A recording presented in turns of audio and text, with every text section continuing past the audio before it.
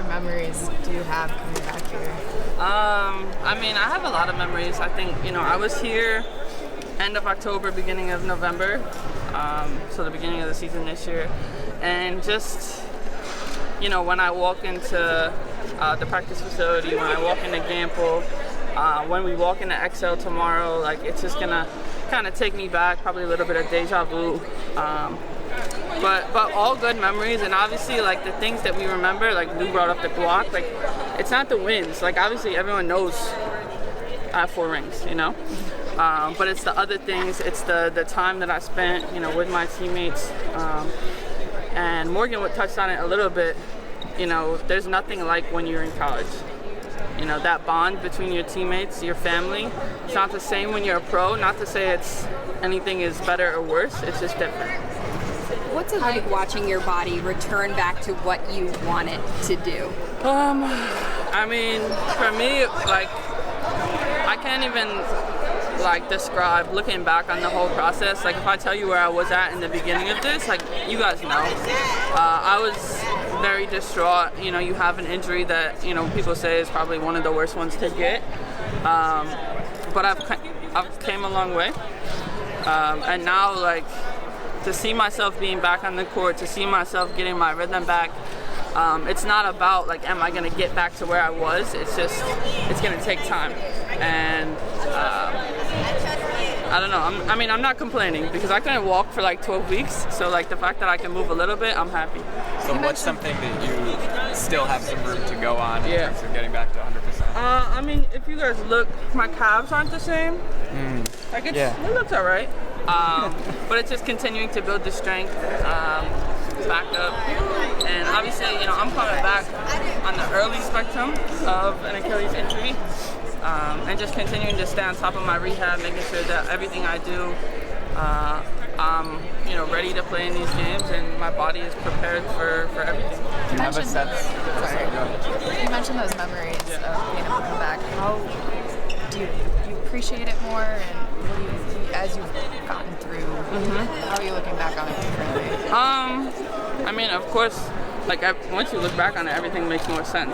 Like, I had a lot of success at UConn, and obviously there was times where I struggled. And looking back on it, those moments where I struggled is what helped me get to the point where I'm at today.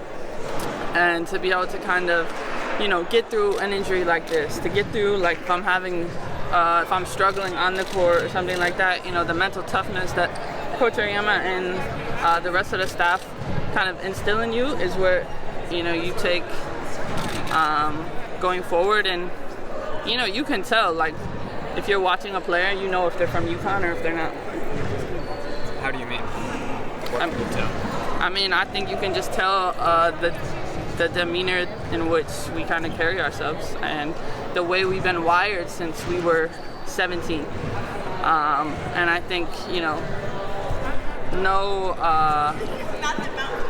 like, I'm not trying to discredit any other school or anything like that, but everyone knows that we have a program at UConn where, people come in and they leave better than what they were. So how about to see Gino on the other bench? Is that going to be a weird reflex to shake? I mean, not for me. I think maybe it's going to be more weird for him because I'm not on his team. But I'm looking forward to it. I'm looking forward to playing, and it's nice to be able to play at UConn and just be around all of them. But once we start the game, it's game time. And yeah, it's going to be weird when I look over and I see Coach Ariema on the opposite sideline, but I think I'll be all right. That's his problem, not yours. Yeah, it's his problem. Do you have a sense of how much you're going to be able to play? Are you going to have a minutes limit? Yeah, for sure I'm going to have a minutes limit. You guys saw when you guys came into practice, I was already done. I'm doing on the court like a little under an hour, once we start going. And, that just continues to build over time. And then on the court, it's going to be probably less than 20. And then just something that's decided, however many minutes is going to be the same each quarter. And then see how it goes after that game, and then we discuss what happens for the next one. What will you be looking for in your own body to see if you're like where you want to be in the game situation? I don't know. I think, practicing here, I was practicing a couple weeks before this. I think the thing is just being confident. I know what I can do as a player, and it's not that I'm expecting to pick up right where I left off when I got injured, because I was playing at a very high level, but also at the same time knowing what kind of player I am, and I expect a lot from myself no matter if I've played in 9 months or not. What was the hardest part, both physically and mentally? The hardest part was the beginning, the beginning of the injury, and the reason I say that is because I'm kind of a self-sufficient person, and you go from doing everything. I was overseas, whatever, and then in a blink of an eye, I ruptured my Achilles, and I can't even function on my own. I was saying earlier, I couldn't stand barefoot for 12 weeks, so that means being in the shower. I couldn't be on my right leg because the 12-week point, it's very important. You don't want to overstretch it, because then if you can't get your power back and that type of thing. So it was walking that fine line. And then even now, now I feel like I'm in a good place, but maybe when I was at 7 months, they told me go 70% on the court. And for me, it's I don't know what 70% is. I know 100 and I know 0. And it's doing that, and also listening to your body and making sure I wasn't overdoing it, because if I did, then I wouldn't be able to move for 3 days. Gino was saying, we were there this morning, and he was talking about how you and Kevin Durant are so similar as players, and then both of you have to deal with this injury. Have you talked to him or reached out to him at all? Yeah. Katie and I, we've talked a lot throughout this process, because, especially when it happened, we're the only two in the world that went through the same exact thing, being in the same kind of position in the basketball world. And I'm 2 months ahead of him, so I kind of gave him advice on what's coming, post-surgery, that type of thing.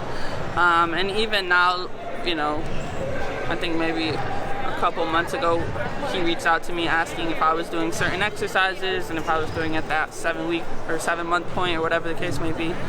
But it's nice to have someone else there, because if you haven't gone through it and you're not going through it right now, you can't relate to it. I was gonna I read stuff after you got hurt, because you had gone so long without any kind of breaks. Oh, it'd be great for her body and this and that. Yet not playing seemed to be against every nerve in your body. So how did you try to balance that? Maybe not the worst thing, you want to take a little time off, but having to do the rehab, and how difficult was that rehab in comparison?